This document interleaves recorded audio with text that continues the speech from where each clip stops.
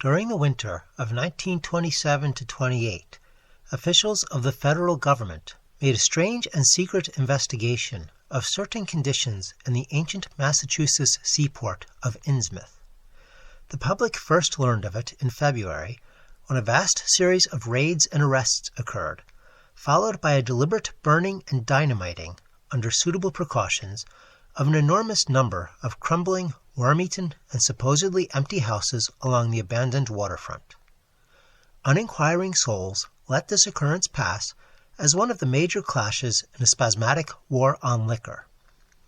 Keener news followers, however, wondered at the prodigious number of arrests, the abnormally large force of men used in making them, and the secrecy surrounding the disposal of the prisoners. No trials, or even definite charges, were reported, nor were any of the captives seen thereafter in the regular jails of the nation.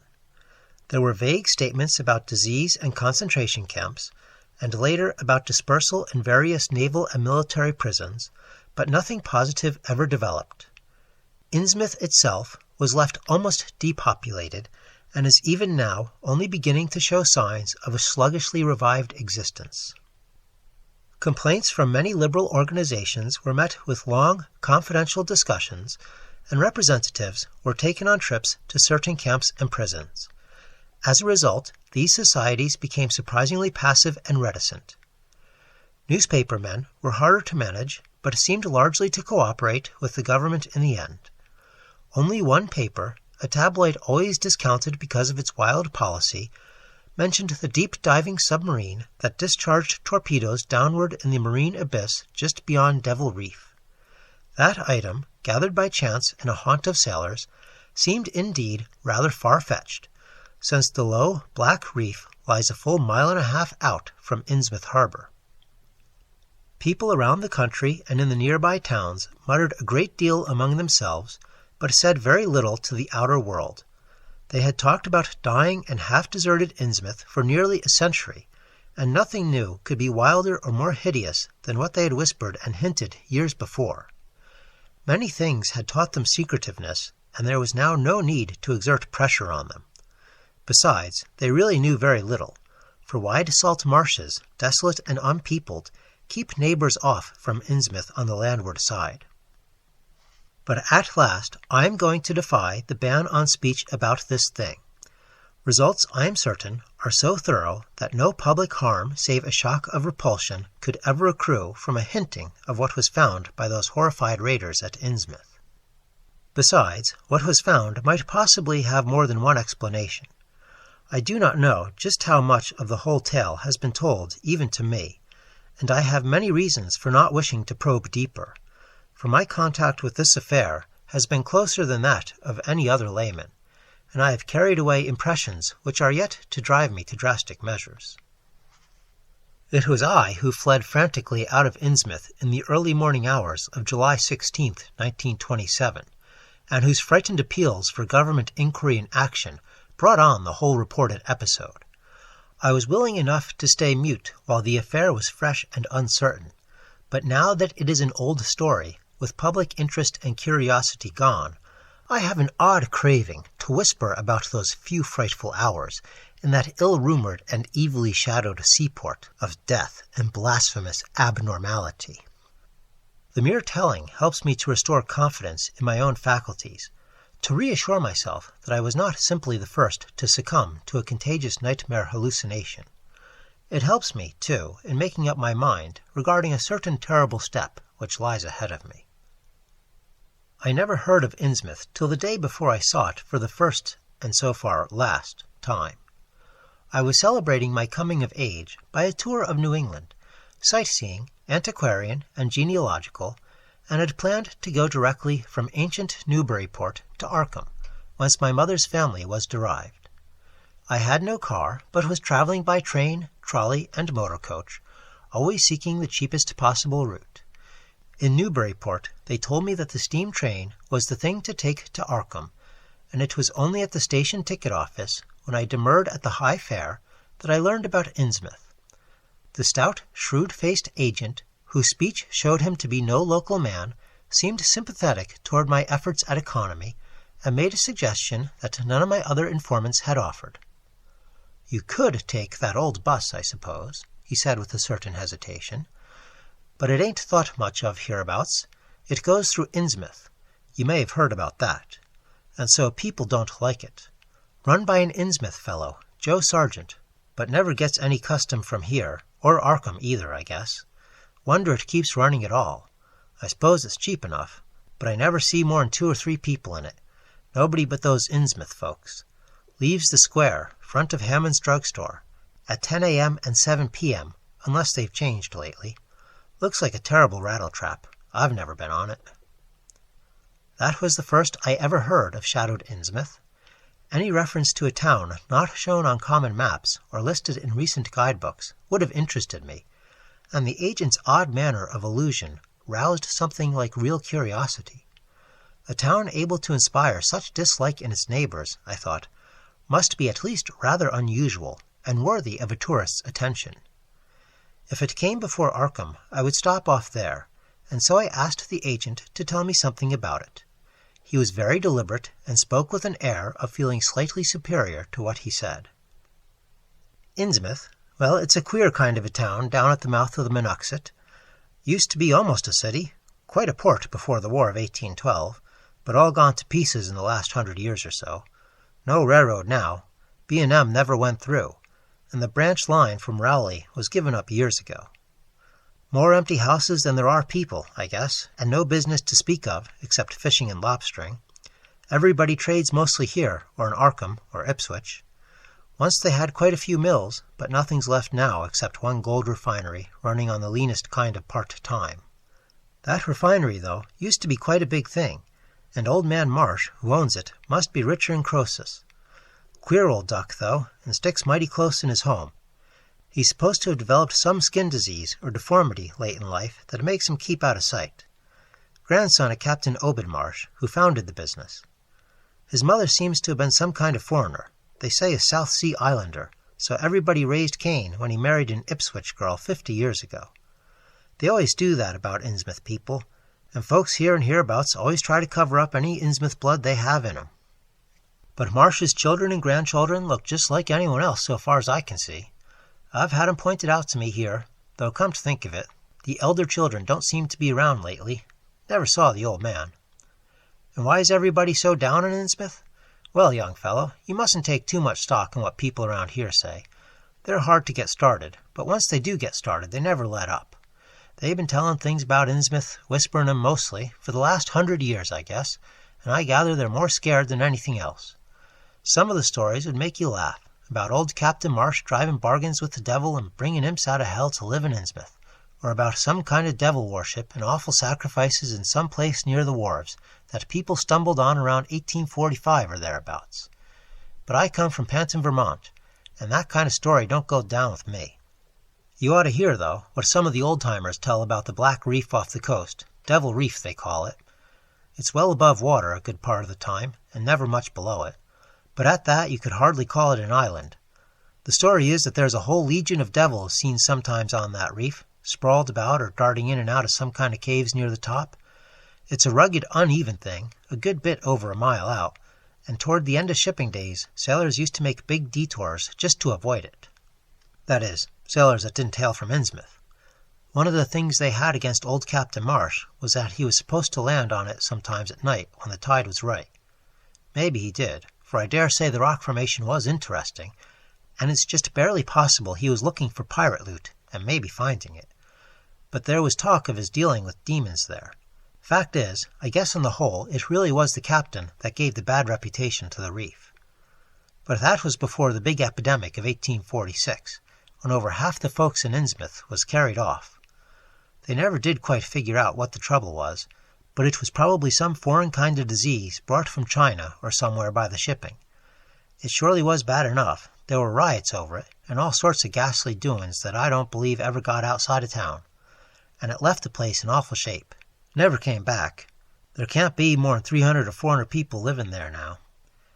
But the real thing behind the way folks feel is simply race prejudice. And I don't say I'm blaming those that hold it. I hate those Innsmouth folks myself, and I wouldn't care to go to their town. I suppose you know, though I can see you're a Westerner by your talk, what a lot of our New England ships used to have to do with queer ports in Africa, Asia, the South Seas, and everywhere else, and what queer kinds of people they sometimes brought back with them. You've probably heard about the Salem man that came home with a Chinese wife, and maybe you know there's still a bunch of Fiji Islanders somewhere around Cape Cod. Well, there must be something like that back of the Innsmouth people. The place always was badly cut off from the rest of the country by marshes and creeks, and we can't be sure about the ins and outs of the matter, but it's pretty clear that old Captain Marsh must have brought home some odd specimens when he had all three of his ships in commission back in the 20s and 30s. There certainly is a strange kind of streak in the Innsmouth folks today. I don't know how to explain it, but it sort of makes you crawl. You'll notice a little in Sargent if you take his bus. Some of 'em have queer narrow heads with flat noses and bulgy starry eyes that never seem to shut, and their skin ain't quite right, rough and scabby, and the sides of their necks are all shriveled or creased up. Get bald, too, very young. The older fellows look the worst. Fact is, I don't believe I've ever seen a very old chap of that kind. Guess they must die of looking in the glass. Animals hate 'em. They used to have lots of horse trouble before autos came in. Nobody around here or in Arkham or Ipswich will have anything to do with them, and they act kind of offish themselves when they come to town or when anyone tries to fish on their grounds. Queer how fish are always thick off Innsmouth Harbor when there ain't any anywhere else around, but just try to fish there yourself and see how folks chase you off. Those people used to come here on the railroad, walking and taking the train at Rowley after the branch was dropped, but now they use that bus. Yes, there's a hotel in Innsmouth called the Gilman House, but I don't believe it can amount to much. I wouldn't advise you try it. Better stay over here and take the 10 o'clock bus tomorrow morning. Then you can get an evening bus there for Arkham at 8 o'clock. There was a factory inspector who stopped at the Gilman a couple of years ago, and he had a lot of unpleasant hints about the place. Seems they get a queer crowd there, for this fellow heard voices in other rooms, though most of them was empty. That gave him the shivers. It was foreign talk, he thought, but he said the bad thing about it was the kind of voice that sometimes spoke. It sounded so unnatural, slopping like, he said, that he didn't dare undress and go to sleep. Just waited up and lit out the first thing in the morning. The talk went on most all night. This fellow, Casey his name was, had a lot to say about how the Innsmouth folks watched him and seemed kind of on guard. He found the Marsh refinery a queer place. It's in an old mill on the lower falls of the Monuxet. What he said tallied up with what I'd heard. Books in bad shape and no clear account of any kind of dealings. You know, it's always been a kind of mystery where the Marshes get the gold they refine. They've never seemed to do much buying in that line, but years ago they shipped out an enormous lot of ingots. Used to be talk of a queer foreign kind of jewelry that the sailors and refinery men sometimes sold on the sly, or that was seen once or twice on some of the Marsh women folks. People allowed maybe old Captain Obed traded for it in some heathen port, especially since he was always ordering stacks of glass beads and trinkets such as seafaring men used to get for native trade. Others thought, and still think, he'd found an old pirate cache out on Devil Reef. But here's a funny thing. The old captain's been dead these 60 years, and there ain't been a good-sized ship out of the place since the Civil War. But just the same, the Marshes still keep on buying a few of those native trade things. Mostly glass and rubber gewgaws, they tell me. Maybe the Innsmouth folks like 'em to look at themselves. God knows they've gotten to be about as bad as South Sea cannibals and Guinea savages. That plague of '46 must have taken off the best blood in the place. Anyway, they're a doubtful lot now, and the Marshes and the other rich folks are as bad as any. As I told you, there probably aren't more than 400 people in the whole town in spite of all the streets they say there are. I guess they're what you call white trash down south, lawless and sly, and full of secret doings. They get a lot of fish and lobsters and do exporting by truck. Queer how the fish swarm right there and nowhere else. Nobody can ever keep track of these people, and state school officials and census men have a devil of a time. You can bet that prying strangers ain't welcome around Innsmouth. I've heard personally of more than one business or government man that's disappeared there, and there's loose talk of one who went crazy and is out at Danvers now. They must have fixed up some awful scare for that fellow. That's why I wouldn't go at night if I was you. I've never been there and have no wish to go, but I guess a daytime trip couldn't hurt you, even though the people hereabouts will advise you not to make it. If you're just sightseeing and looking for old-time stuff, Innsmouth ought to be quite a place for you. And so I spent part of that evening at the Newburyport Public Library looking up data about Innsmouth. When I tried to question the natives in the shops, the lunchroom, the garages, and the fire station, I had found them even harder to get started than the ticket agent had predicted, and realized that I could not spare the time to overcome their first instinctive reticences. They had a kind of obscure suspiciousness, as if there was something amiss with anyone too much interested in Innsmouth. At the YMCA, where I was stopping, the clerk merely discouraged my going to such a dismal, decadent place, and the people at the library showed much the same attitude. Clearly, in the eyes of the educated, Innsmouth was merely an exaggerated case of civic degeneration. The Essex County histories on the library shelves had very little to say, except that the town was founded in 1643, noted for shipbuilding before the Revolution, a seat of great marine prosperity in the early 19th century, and later a minor factory center using the Monuxet as power. The epidemic and riots of 1846 were very sparsely treated, as if they formed a discredit to the county. References to decline were few, though the significance of the later record was unmistakable. After the Civil War, all industrial life was confined to the Marsh Refining Company, and the marketing of gold ingots formed the only remaining bit of major commerce aside from the eternal fishing. That fishing paid less and less as the price of the commodity fell and large-scale corporations offered competition, but there was never a dearth of fish around Innsmouth Harbor. Foreigners seldom settled there, and there was some discreetly veiled evidence that a number of Poles and Portuguese who had tried it had been scattered in a peculiarly drastic fashion. Most interesting of all was a glancing reference to the strange jewelry vaguely associated with Innsmouth. It had evidently impressed the whole countryside more than a little, for mention was made of specimens in the Museum of Miskatonic University at Arkham, and in the display room of the Newburyport Historical Society.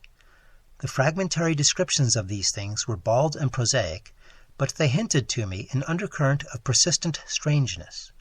Something about them seemed so odd and provocative that I could not put them out of my mind, and despite the relative lateness of the hour, I resolved to see the local sample, said to be a large, queerly proportioned thing, evidently meant for a tiara, if it could possibly be arranged.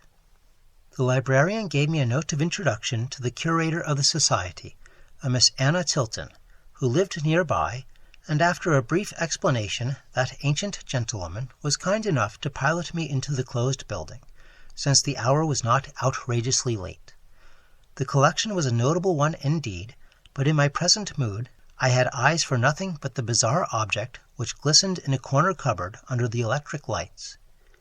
It took no excessive sensitiveness to beauty to make me literally gasp at the strange, unearthly splendor of the alien, opulent fantasy that rested there on a purple velvet cushion. Even now I can hardly describe what I saw, though it was clearly enough a sort of tiara, as the description had said. It was tall in front, with a very large and curiously irregular periphery, as if designed for the head of an almost freakishly elliptical outline. The material seemed to be predominantly gold, though a weird, lighter lustrousness hinted at some strange alloy with an equally beautiful and scarcely identifiable metal. Its condition was almost perfect, and one could have spent hours in studying the striking and puzzlingly untraditional designs, some simply geometrical, and some plainly marine, chased or molded in high relief on its surface with a craftsmanship of incredible skill and grace. The longer I looked, the more the thing fascinated me, and in this fascination there was a curiously disturbing element hardly to be classified or accounted for. At first I decided that it was the queer otherworldly quality of the art which made me uneasy. All other art objects I had ever seen either belonged to some known racial or national stream, or else were consciously modernistic defiances of every recognized stream. This tiara was neither. It clearly belonged to some settled technique of infinite maturity and perfection. Yet that technique was utterly remote from anything Eastern or Western, ancient or modern, which I had ever heard of or seen exemplified.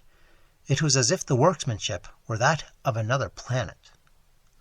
However, I soon saw that my uneasiness had a second and perhaps equally potent source residing in the pictorial and mathematical suggestions of the strange designs. The patterns all hinted of remote secrets and unimaginable abysses in time and space, and the monotonously aquatic nature of the reliefs became almost sinister. Among these reliefs were fabulous monsters of abhorrent grotesqueness and malignity, half ichthyaic and half batrachian in suggestion, which one could not dissociate from a certain haunting and uncomfortable sense of pseudo-memory, as if they called up some image from deep cells and tissues whose retentive functions are wholly primal and awesomely ancestral. At times I fancied that every contour of these blasphemous fish-frogs was overflowing with the ultimate quintessence of unknown and inhuman evil. In odd contrast to the tiara's aspect was its brief and prosy history as related by Miss Tilton. It had been pawned for a ridiculous sum at a shop in State Street in 1873 by a drunken Innsmouth man shortly afterward killed in a brawl. The Society had acquired it directly from the pawnbroker, at once giving it a display worthy of its quality. It was labeled as of probable East Indian or Indo-Chinese provenance, though the attribution was frankly tentative. Miss Tilton, comparing all possible hypotheses regarding its origin and its presence in New England, was inclined to believe that it formed part of some exotic pirate horde discovered by old Captain Obed Marsh. This view was surely not weakened by the insistent offers to purchase at a high price which the Marshes began to make as soon as they knew of its presence, and which they repeated to this day, despite the Society's unvarying determination not to sell. As the good lady showed me out of the building, she made it clear that the pirate theory of the Marsh fortune was a popular one among the intelligent people of the region. Her own attitude toward shadowed Innsmouth, which she had never seen, was one of disgust at a community slipping so far down the cultural scale, and she assured me that the rumors of devil worship were partly justified by a peculiar secret cult which had gained force there and engulfed all the Orthodox churches. It was called, she said, the Esoteric Order of Dagon, and was undoubtedly a debased, quasi-pagan thing imported from the East a century before, at a time when the Innsmouth fisheries seemed to be going barren. Its persistence among a simple people was quite natural in view of the sudden and permanent return of abundantly fine fishing, and it soon came to be the greatest influence on the town, replacing Freemasonry altogether and taking up headquarters in the old Masonic Hall on New Church Green. All this, to the pious Miss Tilton, formed an excellent reason for shunning the ancient town of decay and desolation, but to me it was merely a fresh incentive. To my architectural and historical anticipations was now added an acute anthropological zeal, and I could scarcely sleep in my small room at the Y as the night wore away.